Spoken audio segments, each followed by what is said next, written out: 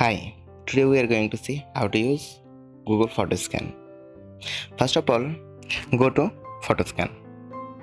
You will get the app in Google Play Store. After that, position the photo that you want to take. After that, click on Photo Click. Then you will see 4 dot. Connect the 4 dot. First of all, 1, second,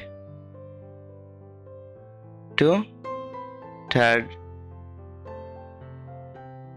3, and fourth, 4. You can see the photo is here. It will also saved in your Google Photos. So that's how to use Google Photos. If you like this video, give the thumbs up. Don't forget to subscribe and hit the bell icon. Thanks for watching the video.